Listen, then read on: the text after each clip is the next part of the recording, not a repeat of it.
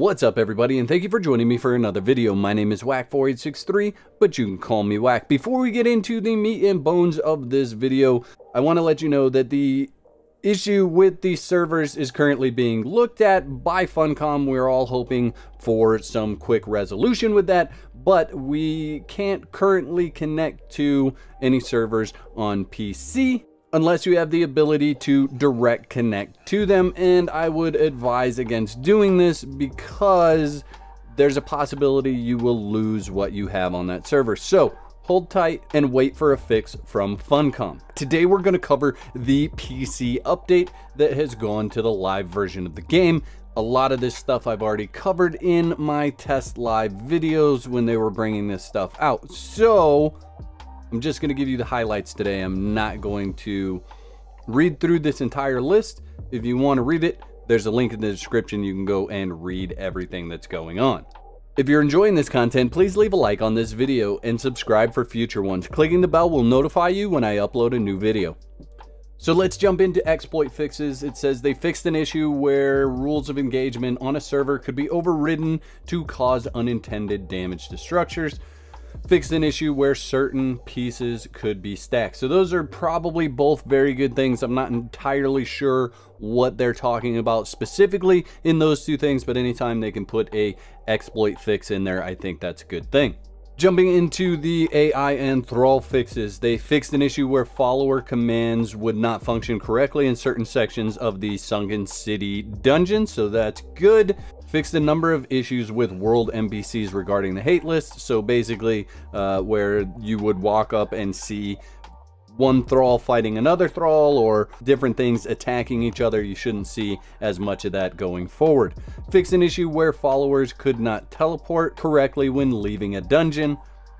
Archers should correctly use the power shot when wielding a bow now. Ramps and sloped roofs are AI friendly now. Fixed an issue where players could get stuck inside a rhino's mesh. Adjusted leashing distance for the Red Mother. She can now travel a longer distance before returning to her initial position. Fixed an issue where Thralls could be commanded to damage other players but could not be damaged back. And they have fixed the Abysmal Remnant. The Abysmal Remnant went out of its slumber and is engaging player characters as intended again. Purge fixes. Purge NPCs should now respond correctly to targets placed on an elevation. I'm not entirely sure what that means, and it looks like I need to bring back Purge testing. And down to the section where I think most of you probably have the most interest, and this is the balance updates. So gods are back. Summoning tokens now have a 6-hour expiration.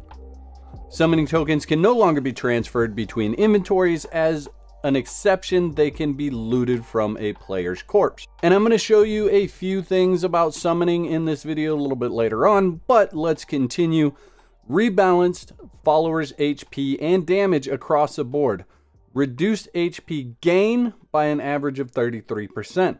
Some high-tier followers received an additional 16% reduction on their base value. Reduced melee damage by an average of 40%, reduced range damage by an average of 30%, removed the penalties for Thralls who use attacks outside of their specialization. This particular line really baffled me because there's one AI controller, which means technically all the Thralls are the same Thralls and act the same. So saying that they removed the penalties for Thralls who use attacks outside of their specialization really caught me off guard. I'm not entirely sure what the heck they're talking about, but there's no penalty now, so maybe I don't need to follow that rabbit hole. I don't know. Reduce the HP for world bosses, dungeon bosses, and grouped content bosses by an average of 35 to 40%. If you're not sure what that actually means in game, I've got a video where I looked at basically all of the world bosses and compared their hit points prior to patch to the way it is post patch. So if you want to see that, I will link it in the top right hand corner. So this brings engagement, length, and of high level PvE content to similar values as before this patch, but increases the contribution by the player.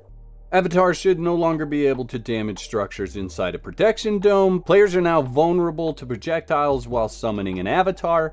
Avatar summoning time has been increased to 60 seconds from 20 seconds. Avatars of the same kind cannot be summoned at the same time by different players. Reduced health regeneration for critters returning to their original spot after having reached their maximum leashing distance. And it goes on to talk about a few other items, but we're going to get into some testing and I'm going to show you what this means real world in the game today. So let's jump into Thralls real quick, and I have a few different Cimmerian Berserkers here. One is Sir Whackbottom. You guys are familiar with him from some other series that I'm doing, but I spawned this guy in today, so let's take a quick look at his stats. So he spawns in with 4,437 total hit points, and his strength and vitality stats are the same as they were before. But if we go in and check his damage modifier, it is down to 2.24 from 3.92. Now, if we move over to Sir Whackbottom was placed before the update, so let's take a look at his stats. He is down to 7,162 hit points. We know that he had 10,598 hit points prior to this patch. And if we look at his damage modifier, he is at 4.02. Now, I have no idea why he's displaying 4.02, guys. If they didn't touch the damage modifier for Thralls placed prior to this patch, he should be at 3.92. But however it works out, these Legacy Thralls, the Thralls placed prior to the patch, do not appear to have their damage modifier changed. And I don't know how many of you guys still have Legacy Thralls in your world or, in your care. So if you do, here's what they look like. He has the same amount of hit points as the Thrall you would place today, 4,437. However, if we have him follow and get his melee damage modifier, you can actually see that it is 5.04. Now, for those of you that are unsure what a Legacy Thrall is, that is a Thrall that you placed prior to the Thrall leveling system. And being the hoarder that I am, I happen to have every single placeable Thrall in game that is named. So if you want me to test, let me know in the comment section and I will see if I can test it. And on a quick side note, guys, just for your information, this patch is only live on PC right now. So those of you on console can decide whether you want to place some Thralls out to have a higher damage modifier than they would if you place them afterwards. However, in saying that, I have no idea whether this is intended or not. So keep in mind that Funcom may hotfix this in the future or change it for the patches that are coming out in the future. So let's cover the changes that have come to avatars real quick. So first of all, they have made new tokens for all of the avatars. Any old tokens that you have are actually going to turn into this. So if you had them stored in anticipation for gods returning and avatars returning, then you are going to be sadly mistaken when you go to pick those up, because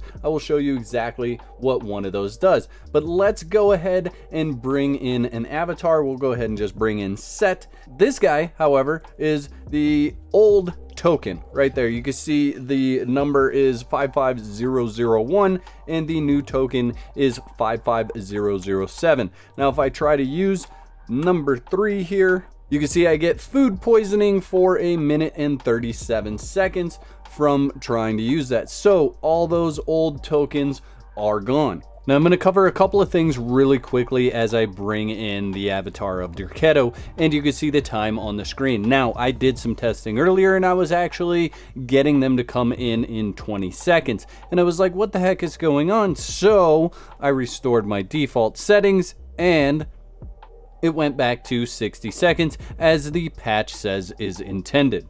So if you're seeing them come in faster than the 60 seconds, it has something to do with the server settings or the settings that you have on your solo game. And that's why when testing this stuff, guys, I always recommend going into your settings and click the restore default settings. Unless you're playing on an official test live server, you should do this on your solo game or on your dedicated server to make sure that you are playing on those settings and you are not reporting something that you've changed in your settings. So we are almost to that 1 minute mark, and you should see, boom, there we go, there's a Derketo. Now, something I want to cover is the explosive jars. They are super duper powerful against the avatars right now, so I'm just going to take a few steps forward and step on an explosive jar down to 3 seconds in time. So right now, if you're playing on a PvP server and someone brings a god in against you, grab an explosive jar, stick it next to their feet, blow it up, whatever, and that's going to be your counter for the avatars. And there you go, guys. There's just a quick update, quick highlight on some of the big changes that have come with this new patch. So I hope you've enjoyed this video as much as I've enjoyed making it. I'll catch you next time. Peace.